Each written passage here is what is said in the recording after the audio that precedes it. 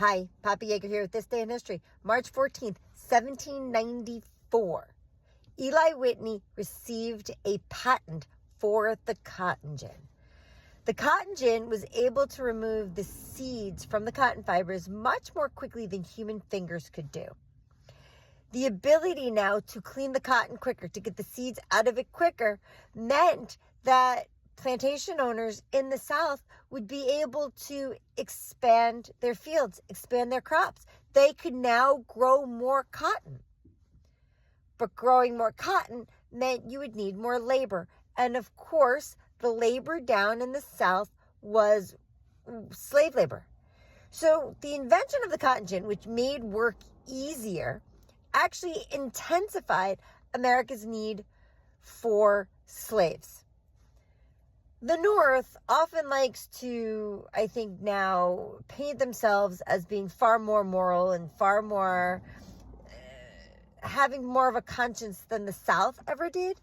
But you got to also remember that while the abolitionist movements really did take hold eventually in the North, it was the textile mills in the North that were also making money due to this cheaper cotton.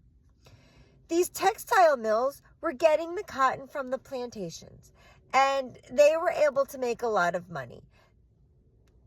This is just the way America works. America really does not care about individuals, about morals. What America cares about is making money. Eli Whitney developed the cotton gin. It made cotton production easier. You could grow more crops. So now the issue of slavery, which was an issue right from the start, right from the day that Thomas Jefferson wrote the Declaration of Independence. Initially, Thomas Jefferson thought slavery was going to die out. But with the cotton gin, that's not going to happen because now there's more of a need for cotton. Eli Whitney he grew up in the North, and even as a young kid, he showed interest in inventing things, making things. He went to Yale College, now Yale University, but back then it was a college. And when he graduated, he decided to go down south because he was originally going to work as a private tutor. Instead, he was invited to a plantation in Savannah, Georgia, and he stayed there for a while. And it was there that he learned of the difficulty, the problem that was currently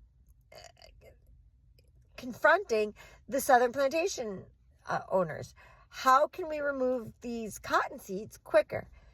He came up with the idea for the cotton gin, got it patented, but made almost no money off of it because patents weren't so easy to enforce back then.